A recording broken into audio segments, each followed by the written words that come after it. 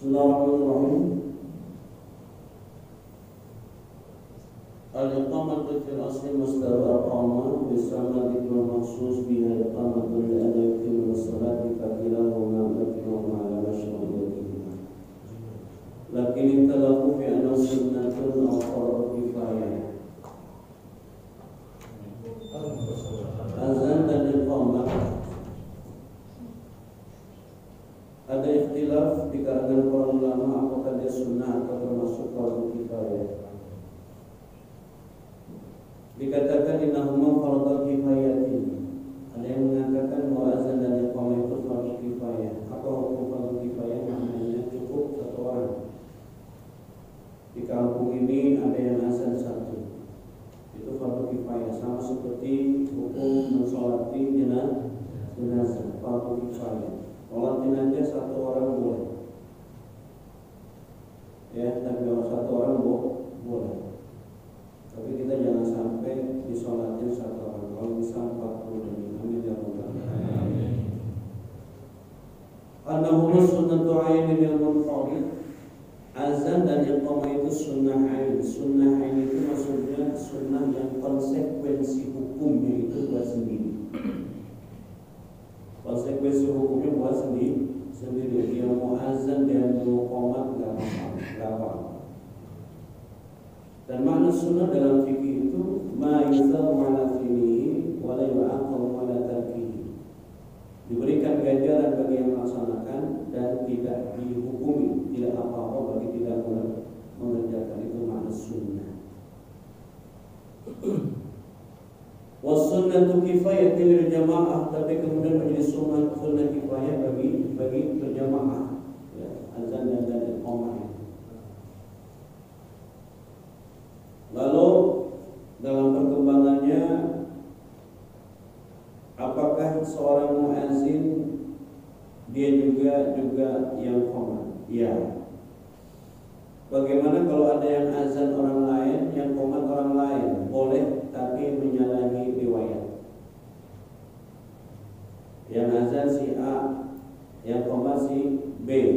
Boleh? Boleh, tapi menyalahi riwayat. Kenapa?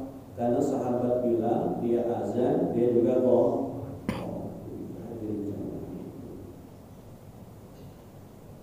Kata Imam Nawawi, keterangan tadi dalam di Hasyiah I'anatul Talibin.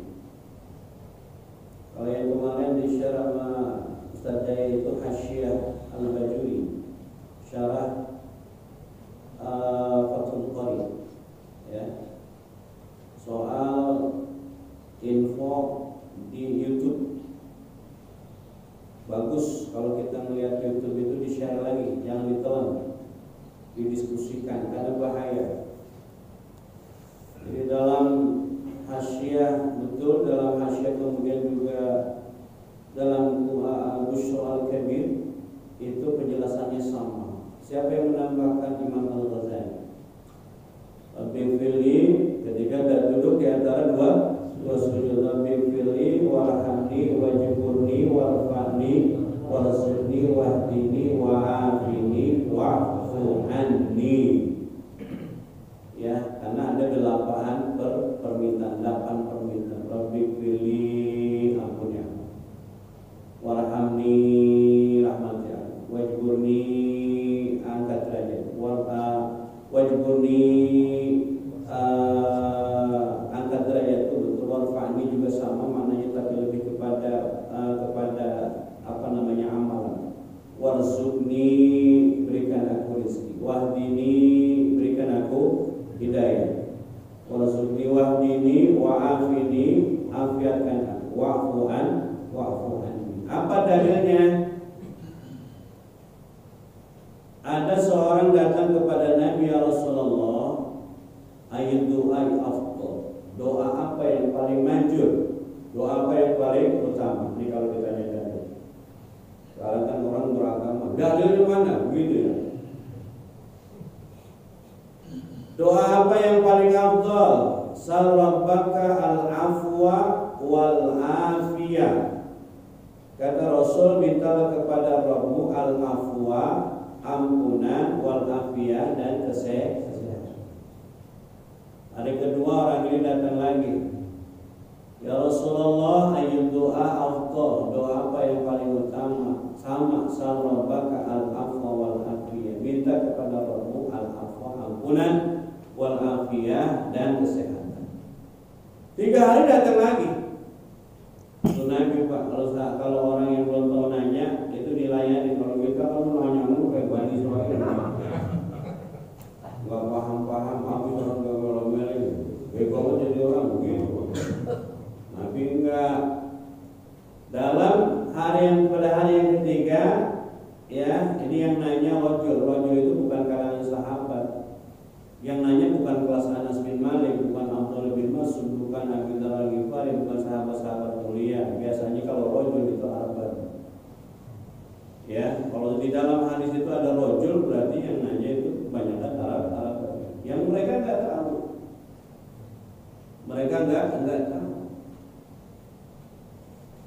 Ya Rasulullah, dan yang ketiga redaksi hadisnya begini, ya Nabi Allah, wahai Nabi Allah, ayyud doa afdal, doa apa yang paling utama? Sarrabaka al-afwa wal afiyah,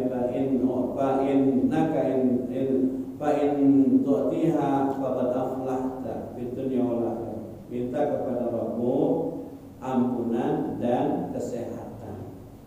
Itu dari hadis sahih. Maka kemudian karena makna sholat itu apa? Doa.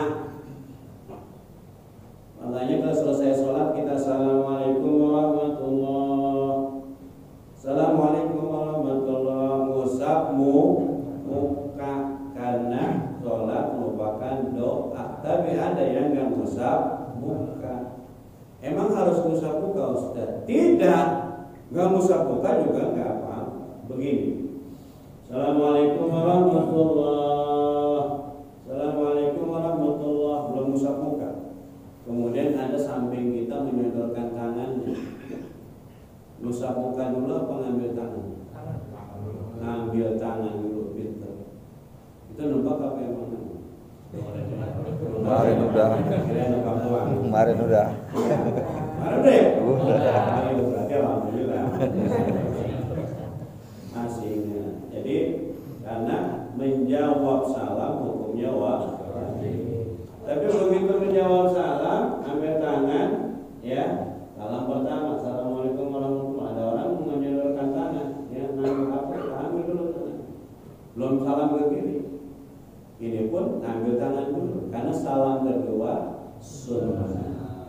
Tapi begitu ngambil tangan, ya, jangan salam lagi, kan udah habis. Batas akhir sholat kita assalamualaikum warahmatullahi. Ketika kita menjabat tangan berarti sudah akhirnya assalamualaikum warahmatullahi jabat tangan. Itu dalilnya, ya. Rabbi fili, mana ada apanya tuh? Rabbi fili warhami wajibuni warfani warzudni wahdini wa'afini al-afwa wal afiyah. Itu dalilnya. Terus doa itu juga kita baca dalam doa selamat. Allahumma inna nas'aluka salamatan di akhirnya wal afwa indal hisab. Jadi pahami itu tambahan itu ya. Itu betul ya, halamannya sama apa yang disampaikan oleh Sarjaya dan juga saya teliti, ternyata memang ada ya di kita Imam Syafi'i. Kalau kita ngaji dasarnya fikih, fikihnya Syafi'i, Pak. Fikihnya Imam Syafi'i. Jangan lihat fikih Imam Malik, Imam Ahmad bin Hanbal, Imam Hanafi, pasti beda. Gitu, jadi rancu nanti kita ibadah. Makanya yang ngasih keterangan itu apa nih manhajnya? Kalau manhajnya bukan Syafi'i, pasti beda. Gitu, nggak akan nyambung. Dia Fatihah aja nggak wajib. Fatihah nggak wajib, ketika berjamaah Fatihah nggak wajib. Makanya begitu Fatihah, Imam Fatihah, begitu selesai baca surat, baca Fatihah langsung surat. Ya. langsung surat, tidak memberikan kesempatan kepada makmum untuk baca Fatihah. Buat mereka Fatihah tidak wajib, itu hadisnya. Dasarnya apa? Idza quri'al Qur'an fastami'u lahu, begitu kata mereka, kata Imam Malik, kalau dibaca Quran maka dengerin. Dianggapnya kalau kita baca Fatihah dan dengerin begitu. Nah, kombinasi hukum antara kedua manhaj ini, kedua mazhab ini, Imam Syafi'i menganjurkan untuk Fatihah, tapi kemudian Imam Nawawi mensyarah lagi. Kalau selesai baca Fatihah, diam dulu sejenak, agak lama tuh. Untuk apa? Memberikan kesempatan kepada makmum untuk baca Fatihah. Begitu saya baca Fatihah, makmum juga dengerin surat dari bacaan imam. Itu hadirin jamaah. Kullu minhuma dalam hasyiah I'anatul Talibin. Kata Imam Nawawi, kullu minhuma sunnatun li'annahu sallallahu alaihi wasallam lam ya'mur bihi ma fi haditsil Arabi. Keduanya sunnah, kata Imam Nawawi. Tidak masuk sunnah ain atau sunnah kifayah. Lah kenapa? Karena Nabi Muhammad sallallahu alaihi wasallam lam ya'mur bihi ma fi haditsil Arabi, karena Nabi tidak menyuruh orang Arab Badui ketika menyebutkan kalau kamu sholat wudu dulu. Hadisnya begini, hadis marfu, disandarkan kepada Abu Hurairah. Hadis marfu itu hadis yang didapat oleh sahabat dalam hal ini Abu Hurairah, kemudian diceritakan lagi sama sahabat. Ana rajulan dakhala masjid, ada orang laki-laki, rajulan itu bukan sahabat, bukan kalangan sahabat. Jadi nggak tahu yang mau sholat. Begitu, kadang-kadang juga ada di tengah-tengah kita, ada yang sholat, yang enggak pakai celana levis, kaosnya singset begitu ruku, belakangnya kelihatan. Ada nggak yang begitu? Ingetin Pak, Bang, mohon maaf ya, sholat lagi gitu, jangan diam aja mau pikirin begitu. Percuma dia sholatnya, nggak sah sholatnya.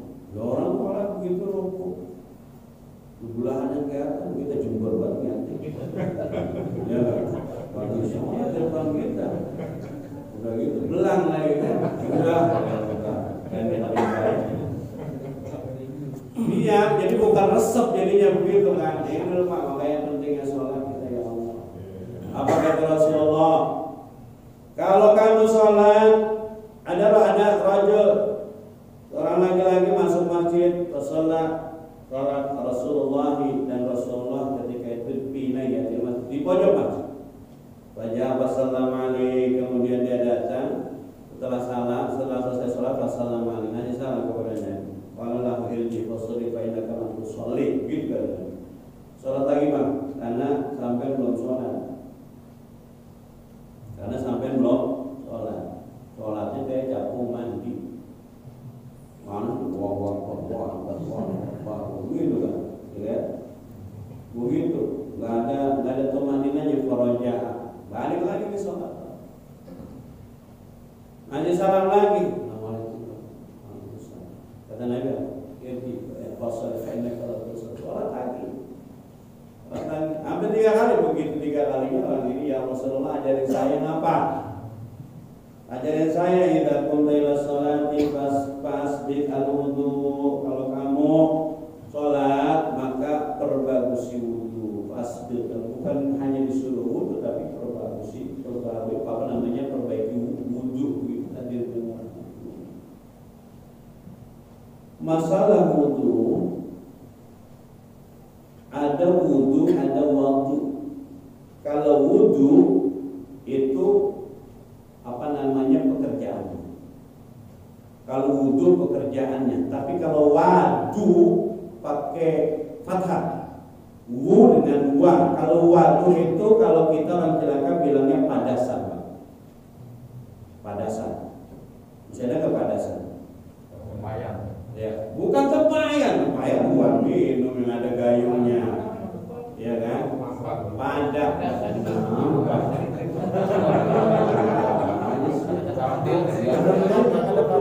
padasan apa? Emang kalau yang lahir tahu kesini nggak nanti padasan. Ya, padasannya nanti ya, tapi ya. sudah nggak ada. Sekarang biasanya tempat wudhu di rumah kita itu kalau nggak ada kan biasanya itu pakai bekas cat yang 25 kilo. Nah, itu dibolongin bekas cat itu padasan. Itu bagus Pak. Kenapa? Karena bolonginnya kecil. Karena memang makruh berwudhu pakai air yang besar. Makanya di beberapa masjid, saya sering tuh di beberapa masjid kayak di apa tuh di Asli JKS itu air kecil. Karena memang sunnah. Makanya kalau lagi ada air jangan buaran ya mau habis air, makanya sering boros air begitu. Dikit. Makruh kalau wudhu pakai air terlalu banyak. Oh, kita berwudhu pada saat tidak ada air cukup aqua yang kecil gitu, air mineral ya, merek ini, ngomong merek dulu. Air mineral itu kita pakai buat wudhu, begitu, ya kan? Langsung, ya, diusap begitu, boleh. Lagi di mana? Misalnya lagi di kereta. Ya, lagi di mana? Lagi di pesawat, lagi di mana? Lagi di hutan, ya, itu boleh. Makanya bawa, tapi airnya yang jelas bersih, gitu. Jangan air teh, wudhu boleh.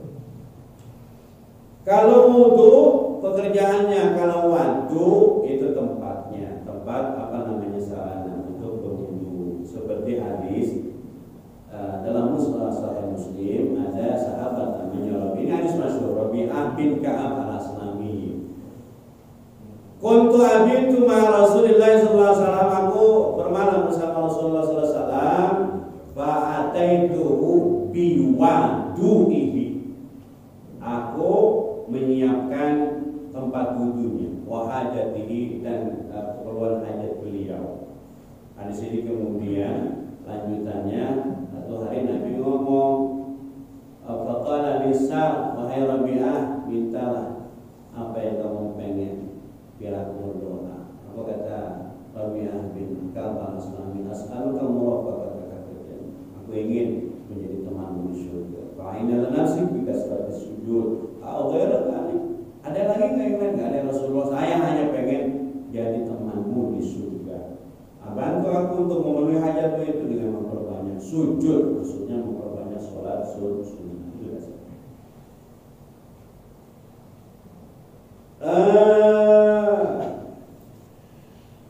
Itu kemudian mahwal mujib alil wudu, yang menyebabkan orang berwudu itu al hadas an yukamil shalah, karena dia berhadas atau karena mau salat.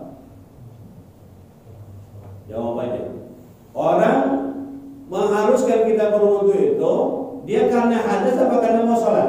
Sekarang mau sholat. Karena mau sholat. Mana jawab? Karena mau sholat. Yang benar karena berhadas. Ya, karena berhadas, bukan karena mau sholat. Orang punya wudu, kemudian begitu datang sholat tanpa wudu boleh? Masih punya wudu boleh? Boleh. Jadi selama ini pemahaman kita, orang berwudu itu karena mau, padahal orang berwudu itu karena punya hadas. Baca lafaz niatnya. Nawaitu wudu'a biraf'il hadas. Betul ya Pak? Nawaitul wudu'a biraf'il hadas. Bukan nawaitul wudu alias, bukan nawaitul wudu alias salat, nawaitul wudu'a biraf'il hadas. Ya kan? Selama ini kita berwudu menganggapnya karena mau sholat. Sebetulnya yang mengharuskan kita berwudu karena kita berhadas. Cuma karena kita tidak biasa. Tentu beberapa bebek terus saja kata mikirin dulu. Makanya Rasulullah menganjurkan kita untuk punya wudu. Begitu hadirin jamaah.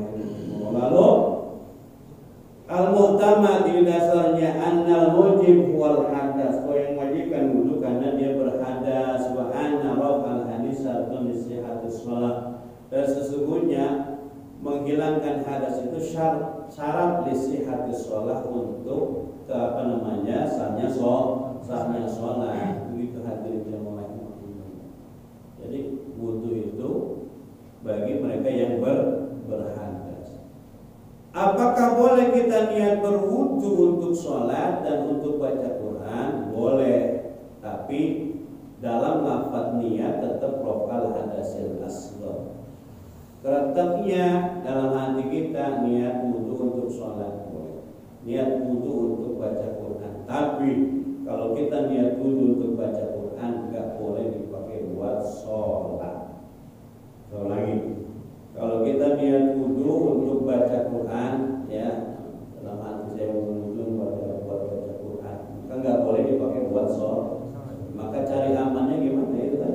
Nawaitul wudu'a li raf'il hadatsil asghar lillahi ta'ala. Gitu hadirin.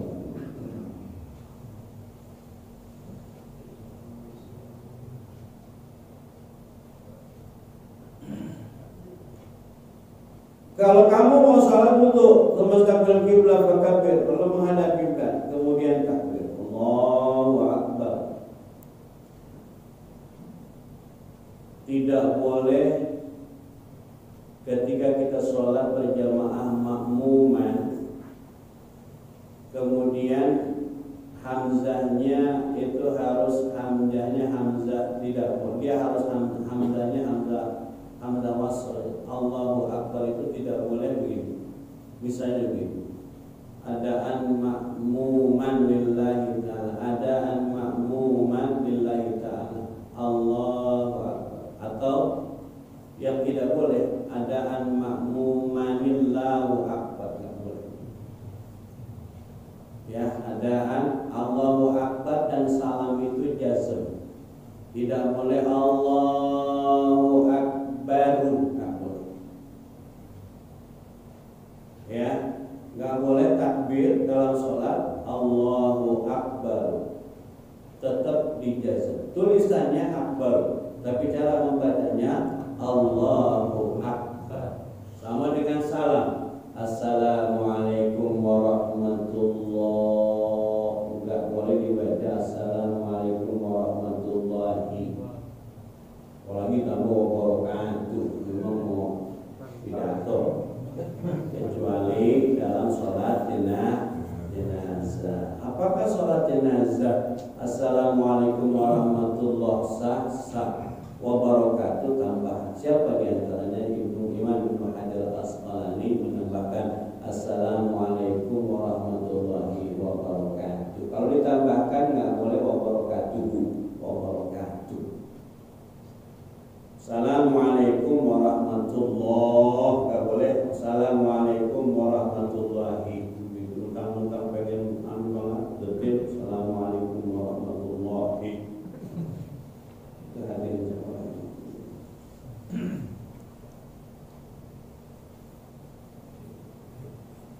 Al-Masjid hatta tabayna sajid amannya. Suwaqra bima tayassara ma'aka minal Qur'an. Kata Nabi, kalau udah menghadap kiblat, waqra bima tayassara ma'aka minal Qur'an. Rasulullah tidak menyebutkan baca iftitah, karena baca iftitah hukumnya sunnah. Gitu hadirin jamaah yang baca ma tayassara ma'aka minal Qur'an. Artinya apa? Baca ayat yang pendek-pendek. Begitu ya, ma tayassara ma'aka minal Qur'an. Yang tayassar, yang ini. Alhamdulillah Ustaz, saya meringan banget. Wallahu ta'ala ila semua meringan banget. Tumar kata tatmaina rokian rukuk sampai kamu benar-benar rukuk. Ya, kalau sholat itu sunnah kita al-qiyam. Bahasan yang berikutnya itu al-qiyam. Al-qiyam berdiri tegak Pak, sampai batasannya ini tulang leher yang belakang. Jadi kalau begini masih belum al-qiyam, kecuali aki-aki ya. Nah begini nih, tegak lurus sunnah. Dan sebelum sholat sunnahnya lagi itu pandangan kita sebelum sholat, sebelum takbiratul ihram, kemana Pak? Lihat ke dada. Lihat ke dada. Karena syarat berdiri itu yang terlihat bukan leher, tapi ini leher belakang. Jadi kalau kita lihat dada ini kan tertutup. Ini sunnah melihat dada, karena ini memunculkan kekhusyuan. Jangan mau sholat apa aja dilihat. Bebas kita amat ini. Dan kemana-mana. Jadi mau sholat, tuh lihat dada. Kemudian menoleh ke kiri. Tiup 3 kali. Tapi jangan kencang-kencang. Begitu. Tiup 3. Sunnah. Begitu. Sebelum takbiratul ihram. Kemudian membaca apa? Doa perlindungan kepada Allah Subhanahu wa taala. A'udzu billahi min hamazati syaitan wa a'udzu bika min an yahdurun. Kemudian baca surah An-Nas, qul a'udzu birabbin nas, baru Allah. Setelah takbiratul ihram, an-nazru ila mawdi'is sujud, pandangan kita mutlak lihat ke tempat sujud. Enggak boleh lihat ke atas, enggak boleh lihat ke depan. Ya, enggak boleh lihat ke atas, enggak boleh ke depan. Pandangan kita mutlak ke tempat sujud. Kecuali ketika tasyahud akhir, maka mata kita harus beralih ke ini tangan. Ketika asyhadu alla ilaha illallah, sudah. Jadi pandangan kita ke tempat sujud, dan ketika tasyahud kita mengarahkan pandangan kita ke tangan, ke jari telunjuk kita. Begitu hadirin jamaah.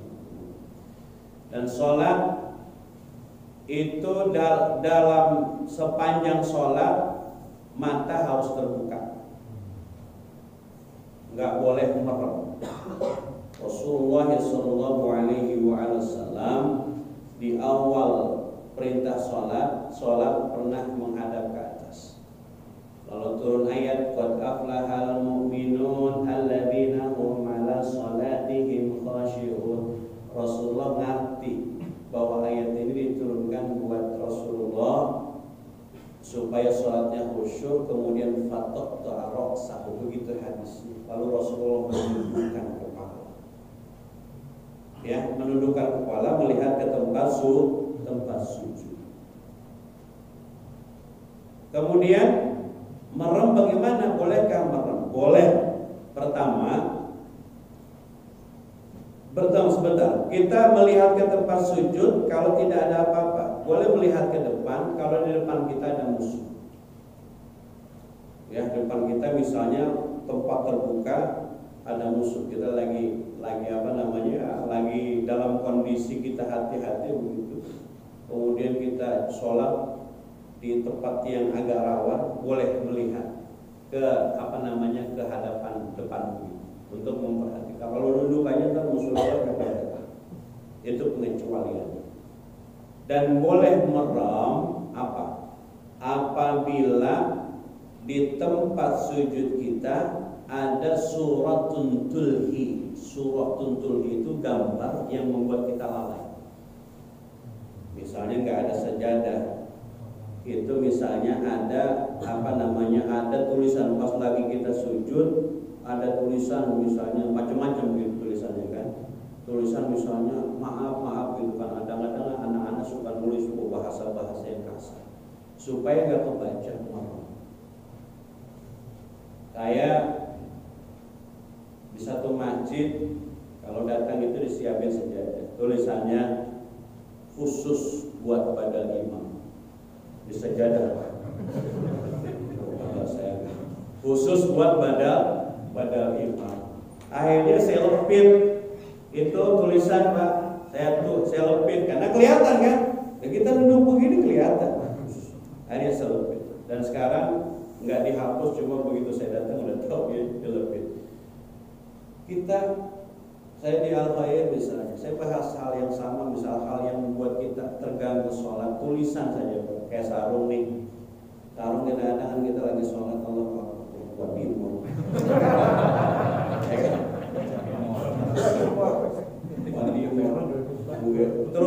Cuma biasanya ini yang agak ngeri kita kalau kita lagi sholat Idul Fitri. Ya enggak? Ya enggak duduk. Semua orang salah. Dia enggak kemana-mana. Gitu kan? Ya enggak. Apalagi misalnya BHS gitu.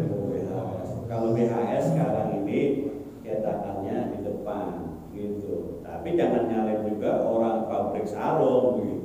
Tapi paling tidak kalau tulisan itu mengganggu, merem. Ya, lu ngapa sih merem? Depan lu BHS. Ya, boleh hadir ya boleh. Kalau lagi sholat dikasih air mineral, kita ada tulisan. Mau sholat saya geser. Karena tulisan apapun yang ada di depan kita pasti kebaca. Betul nggak? Betul. Makanya jangan sampai kalau lagi sholat gak ada tulisan nomor 2. Ya, bersih. Ada tulisan macam-macam gitu lagi sholat. Ganggu. Kesian yang lain. Kesian yang lain.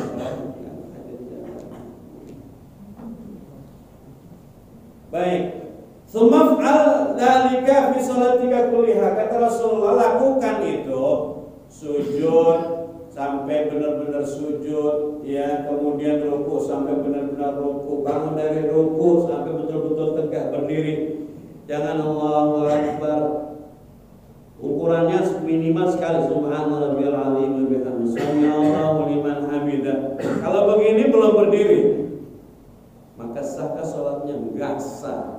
Maka kata Nabi, ulang sholat kamu karena kamu belum sholat. Hati-hati kita sholat. Ya, kadang-kadang sholat apaan? Capek dong kita. Kualitas, saya sering bilang sholat 2 rakaat tapi berkualitas. Allah. Sami'allahu liman hamidah. Sampai tegak berdiri. Ini kata Rasulullah SAW. Lakukan semua itu di setiap sholat. Kalau di setiap sholat, baik sholat wajib ataupun sholat sunnah. Kemudian al-intisabu qaiman yang tadi saya bahas, berdiri tegak. An yufarija baina qadamaihi, membungkah, melebarkan baina qadamaihi, di antara kedua kaki. Tidak boleh nempel. Ada yang sholat emang menari sholat begini. Ukurannya qadra syibrin, sejengkal. Tapi jangan juga mau sholat tinggalin dulu. Qadra syibrin. Jadi tidak dibenarkan lebih dari sejengkal. Ada yang begini? Jangan ngikutin, hadirin jamaah borosan. Makanya kalau kita ngaji ikut sholat berdasarkan ilmu, jadi tahu lah ini mah jengkal apaan? Jengkal orang muda enggak? Qadra syibrin. Apa qadra syibrin? Perkiraan sejengkal. Apa syibrin itu? Dari ujung kelingking sampai ujung jempol. Itu namanya qadra syibrin. Tapi itu tadi, kalau mau sholat jangan jengkalin dulu. Yang dijengkalin yang mana? Nih, belakang. Bukan yang depan. Nih. Sesuai dengan jengkalan masing-masing. Kalau memang jengkalnya panjang, ya ikutin jengkalannya. Ya, bisa dipahami ya? Qadra syibrin, Pak.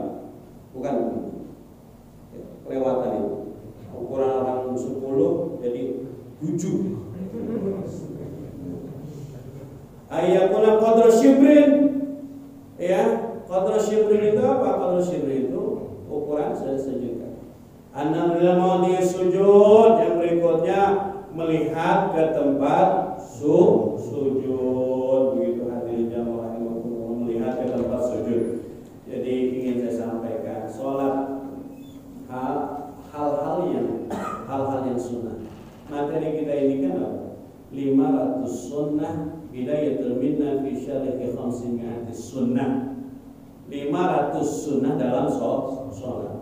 Nah kita sampai saat ini baru 6 sunnah, berarti masih 400 lebih lagi yang harus kita paham. Ya, yang terakhir, sholat an-nadhru ila maudhi sujud, tadi juga kita bahas, melihat ke tempat sujud. Kapan itu? Selama sholat. Selama sholat. Nah sholat yang paling lama itu dalam posisi apa? Yang pertama berdiri. Yang kedua ruku pun boleh lama kalau sholat sendiri. Kemudian sujud, berdiri, ruku dan sujud. Duduk di antara dua sujud enggak boleh lama. Ukurannya doa itu, Rabbi fili warhamni wajburni warfa'ni warzuqni wahdini wa'afini wa'afani. Karena Rasulullah sholatnya begitu. Rasulullah itu berdirinya lama, rukunya lama, sujudnya juga lama. Al-Fatihah. Bismillahirrahmanirrahim.